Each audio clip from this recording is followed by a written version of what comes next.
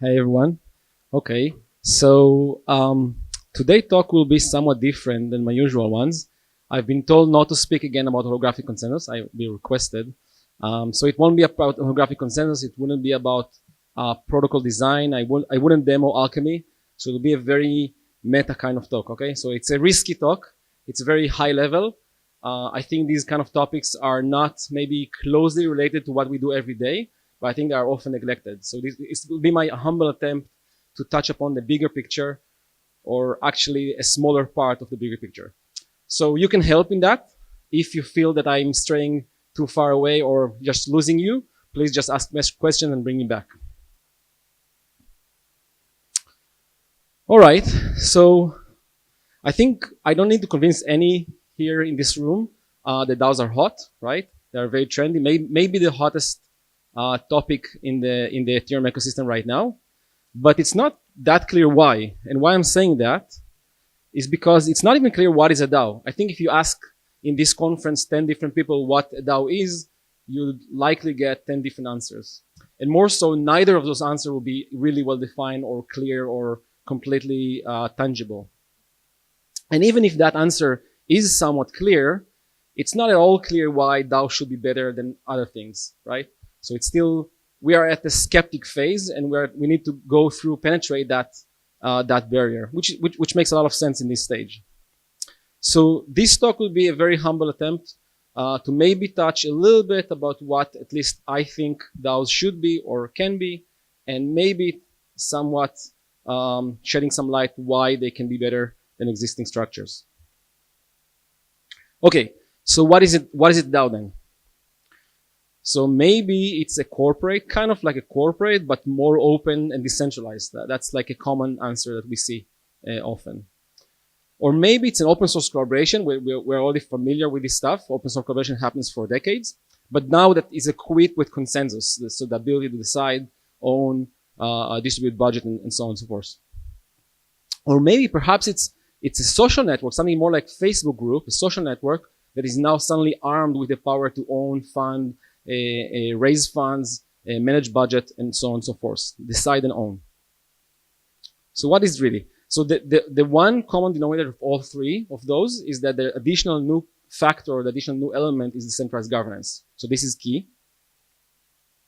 So throughout the years, through the course of searching and trying to imagine what a DAO is and then designing for, at least for me, my intuition was more tended to the first two. So it was kind of like in between extrapolation of the corporate structure, but more decentralized, or something like an open source collaboration. And today I want to suggest that maybe DAO could be something more closer to social networks that previously we thought about.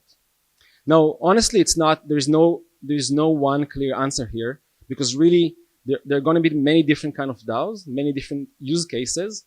And different use cases will sit in different points on this phase space. So there is no one answer. So maybe it's more like a design question, how we in DAOstack see DAOs and how we're designing for them. And I'm proposing that we are going to slightly drift more towards the social network idea.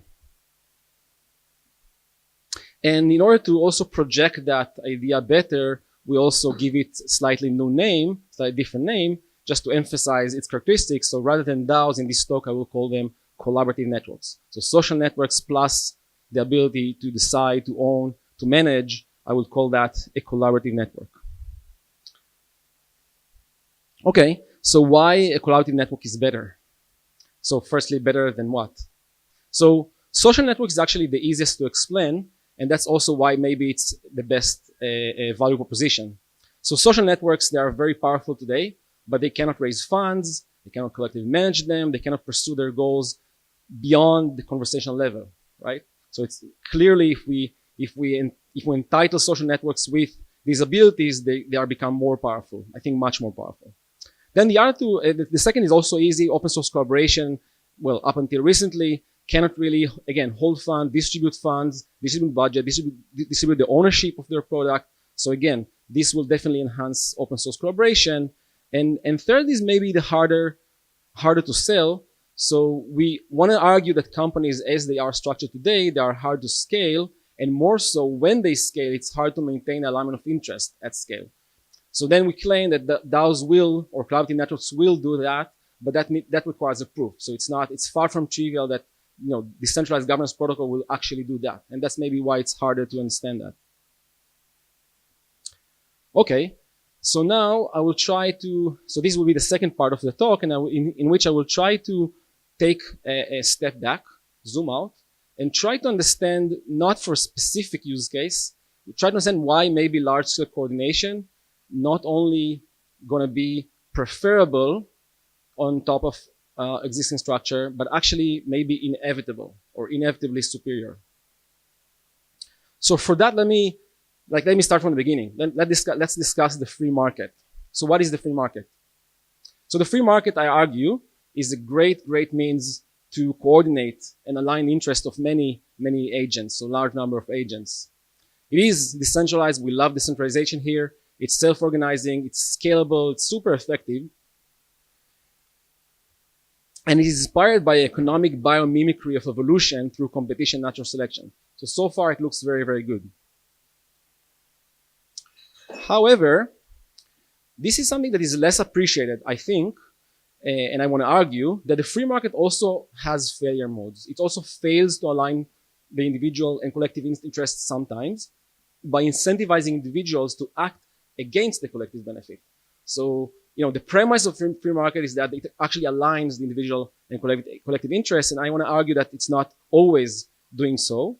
And I would just throw one reason, although there are a bunch of reasons. There are a bunch of failure modes, like game theoretic failure modes, and I will just deep dive into one. And this one I call hidden variables. But, so we'll dive deep into that, but assuming that once there are failure modes to the free market, it also means there is more opportunity for larger corporation becoming the winning strategy over pure competition.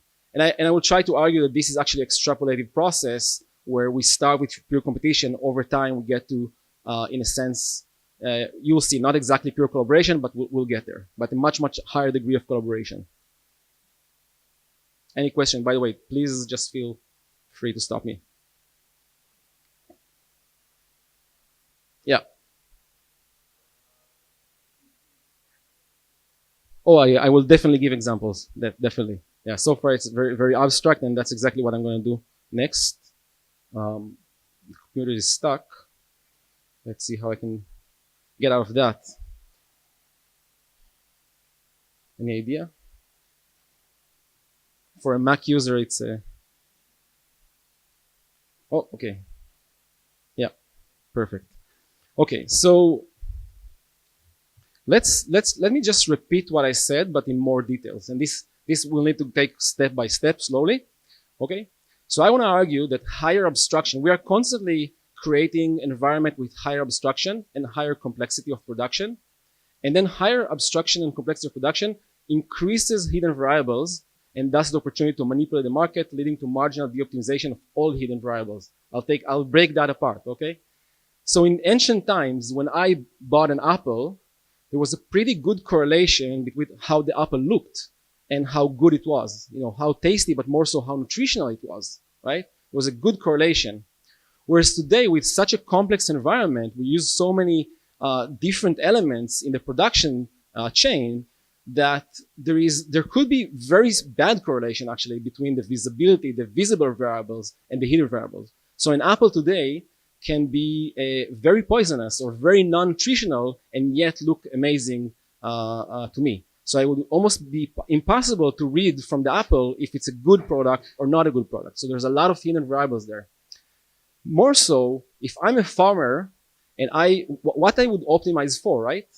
I would optimize for the visible variables, right? I want to sell the best, but I will actually de-optimize for the hidden variables. I will reduce my cost as much as possible to get the shittiest invisible variables as much as I reduce my costs. So for example, for the example of the farmer, well, I can use a chemical, and that chemical reduces significantly my cost. Now, maybe I know that chemical is poisonous. Maybe I don't know. I just don't want to ask that. I will use that chemical because that will reduce my cost and will increase my gains at the end of the month.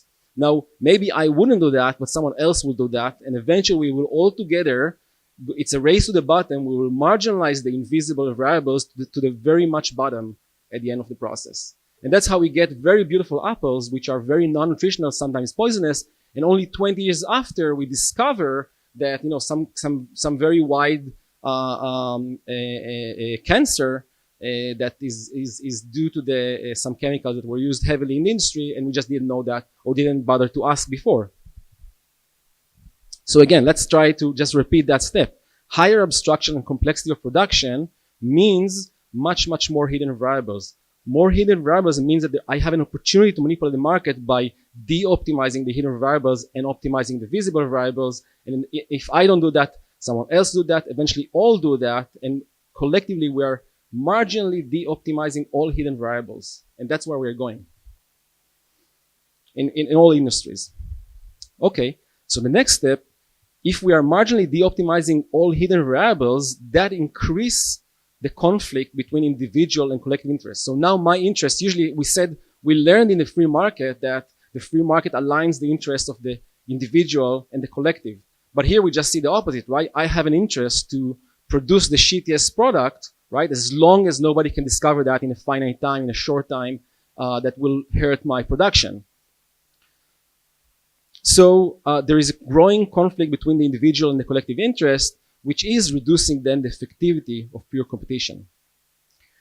Now, reduced effectivity of pure competition means increasing the opportunity for wider, tighter, and more effective group coordination, which then also requires higher abstraction. Now, there are other factors. I try to just slice one angle of that bigger picture. There are other factors that are loop feedbacking and pulling from competition to collaboration. This is just one of them. But I think this one is self-sufficient. It's like kind of a closed loop. Because then wider, tighter, and more effective group coordination then pushes up even further the level of abstraction and complexity of production. And now you see that there is a feedback loop, right? So we're constantly moving into more complexity of production, increasing amount of hidden variables, increasing manipulation of the market, increasing or decreasing effectivity of pure competition, and increasing opportunity for wider collaboration. So this is just a drift that is actively occurring. And again, hidden variables is just one feedback loop. There are others, and for example, I just named one. So network effect, you can analyze a similar feedback loop with network effects, and all of them pushing together in the same direction from competition to cooperation. Now, you might say, this looks too idealistic, right? I'm saying that we are going to end in a pure cooperation. So actually, I'm saying we're not going to end in pure cooperation. And what happens is something else. So we start with competition and natural selection. Let's start with the sales level. Then I'm arguing that on a general ground, there is a constant drift between tangible to abstraction. There is a constant drift between competition to cooperation. And there is a constant drift between individual selection, individual natural selection, into group selection, because now better groups are selected. And then at some point, there is a critical threshold of coordination that I want to conjecture that, although I cannot support that, I want to conjecture it's related with the emergence of self-organization, that suddenly the groups themselves become the individuals, and there is the next level complexity organism. In this case, it will be humans, and again, competition and natural selection between humans. And again, tangible will become the abstraction, competition will become cooperation, individual selection will become group selection. There will be a critical threshold of coordination and emergence of self-organization. Then suddenly there will be a new entity, the next level complexity organism, which we call DAOs or collaborative networks, but DAOs is shorter, so I put that. And then again, we start all over the place, competition and natural selection, but this time between DAOs. These DAOs will eat each other and kill each other and swallow each other and so forth. So note that it's not competition versus cooperation. Competition and cooperation are actually closely tied together, and the competition at a higher level of complexity is actually the driving force for stronger coordination at the lower level. Okay, that's really maybe the most important conclusion of the talk. The competition at a higher level complexity is the driving force of stronger coordination at the lower level. So these will be the takeaways. If you completely lost me or I lost you or just mumbling stuff, these will be my takeaways. This is the conclusion. So firstly, evolution is not, as we usually told, just about competition. Evolution is actually a song and dance between competition and cooperation.